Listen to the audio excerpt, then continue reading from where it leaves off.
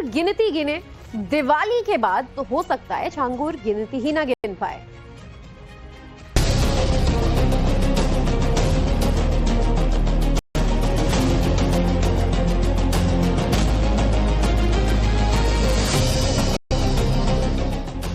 अवैध धर्मांतरण के सिंडिकेट का मास्टरमाइंड जेल में है, लेकिन उसके सिंडिकेट के लोग एक के बाद एक या तो सरेंडर कर रहे हैं या फिर ढेर हो रहे हैं। छांगुर के सिंडिकेट का ऐसा ही एक कुख्यात 1 लाख का इनामी नफीस एनकाउंटर में ढेर कर दिया गया। तस्वीरें देखिए। छांगुर अवैध धर्मांतरण, लौ फसाद और मनी लॉन्ड्रिंग के मामले में जेल की चक्की पीस रहा है। 1 लाख का इनामी नफीस छांगुर के विदेशी फंडिंग और नकली नोटों के रैकेट का बड़ा खिलाड़ी था। यूपी एटीएस और प्रवर्तन निदेशालय यानी ईडी की जांच में छांगुर के 40 से अधिक बैंक खातों में 500 करोड़ रुपए से ज्यादा की अवैध फंडिंग का खुलासा हुआ था। बीते 3 सालों में आई इस 500 करोड़ की विदेशी फंडिंग में तकरीबन 200 करोड़ रुपए की फंडिंग की पुष्टि हो चुकी है। बाकी के 300 करोड़ के बारे में कहा जा रहा है कि वो पैसा नेपाल के जरिए हुंडी से भेजा गया। विदेशी फंडिंग के लिए छांगुर सिंडिकेट ने काठमांडू, नवलपरासी, रूपंदेही और बांके जैसे नेपाल के सीमावर्ती जिलों में 100 से ज्यादा बैंक खाते खोले थे, जिसमें मुस्लिम देशों जैसे पाकिस्तान, दुबई, सऊदी अरब और तुर्कियों से पैसों की बरसात। हैरानी इस बात की है कि इस विदेशी फंडिंग को नेपाल के 4 से 5% के कमीशन पर एजेंट छांगुर तक पहुंचाते थे। एजेंटों का यह नेटवर्क यूपी के बड़े सिंडिकेट का हिस्सा था। एनकाउंटर में मारा गया नफीस इसी नेटवर्क के संपर्क में था। सूत्रों की माने तो नफीस का नेटवर्क पाकिस्तान, नेपाल, बंगाल, बिहार और यूपी तक फैला था। नफीस पाकिस्तान से आने वाले नकली नोटों की खेप को नेपाल के रास्ते भारत में लाता था। नेपाल के वीरगंज इलाके के एजेंट राजेश सहनी के जरिए ये करेंसी भारत में दाखिल होती थी, जहां से नफीस का गिरोह इन पैसों को छांगुर समेत दूसरे इलाकों में फैलाता था। नफीस के नेटवर्क की जड़ें पश्चिमी यूपी के शामली, मुजफ्फरनगर, सहारनपुर और पीलीभीत में सबसे ज्यादा फैली हुई।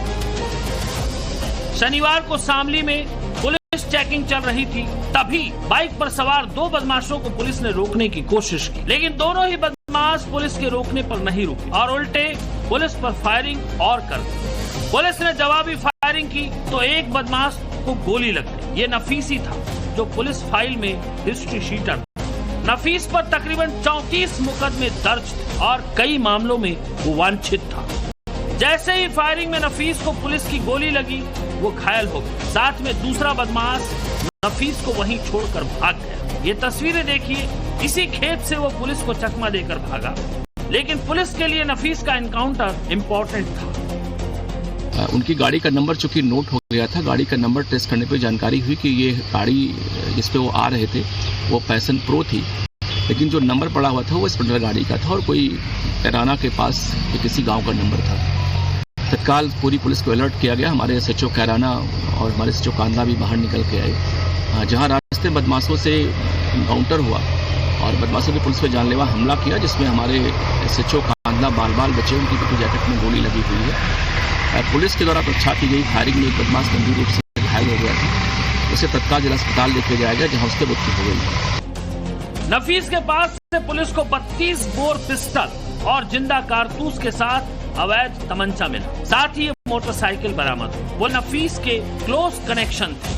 बबलू खान जो समाजवादी पार्टी का लीडर है और गैंगस्टर भी इसके ऊपर लगा है। मैं कॉलेज टाइम पे बबलू खान और रफी खान से मिले। फंक्शन था कॉलेज पे, वहाँ पे वो लोग मिले। वहाँ से मिलने के बाद से वो अपने घर लेके गए। कुछ दिन तक रखे, मेरे साथ बहुत दुष्कर्म किए, शारीरिक शोषण किए जबरन। उसके बाद से अपने दोस्त से मिलवाया नौशाद खान। घर में रखने के बाद इसके साथ दुष्कर्म किया और काफी दिनों तक करने के बाद जब उसका मन भर गया तो दूसरे व्यक्ति के माध्यम से ले गया जमालुद्दीन उर्फ छांगुर बाबा के मजार पर। वहाँ से लेके मजार पे गए छांगुर बाबा के यहाँ, वहाँ पे निकाह करवाया।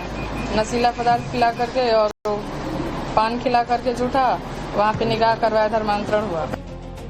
विश्व हिंदू सुरक्षा परिषद के अध्यक्ष गोपाल राय और अनामिका से जोया बना दी गई छांगुर सिंडिकेट की पीड़िता को सुना आपने।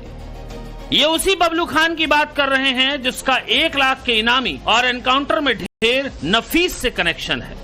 धर्मांतरण का इंटरनेशनल सिंडिकेट चलाने वाले छांगुर के गुनाहों की फहरिस्त में बबलू खान और रफी खान ने भी बड़ी भूमिका निभाई है। रफी खान खुद कितना पावरफुल था उसकी तस्वीर देखकर आप अंदाजा लगा सकते हैं। समाजवादी पार्टी के नेता अखिलेश के साथ बबलू खान की तस्वीर ही बता रही है कि छांगुर के सिंडिकेट में एक से बढ़कर एक थे। कैसे अनामिका की जिंदगी में तूफान आया उसकी कहानी सुनिए। मैं कॉलेज टाइम पे बबलू खान और रफी खान से मिले। फंक्शन था कॉलेज पे, वहाँ पे वो लोग मिले।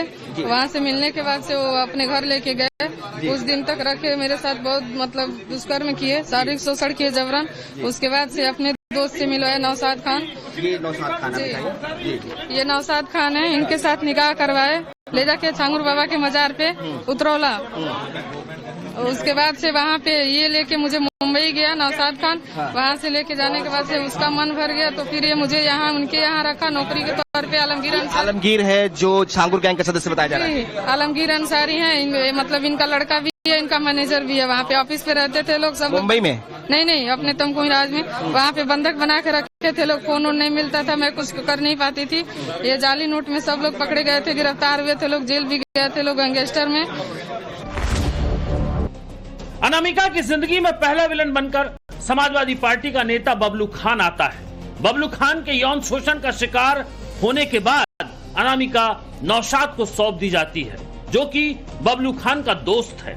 और नौशाद अनामिका से निकाह करता है और धर्मांतरण के जरिए अनामिका से जोया बनाने का जिम्मा छांगुर के हिस्से होता है। छांगुर की धर्मांतरण की फैक्ट्री में अब अनामिका जोया बनकर निकलती है।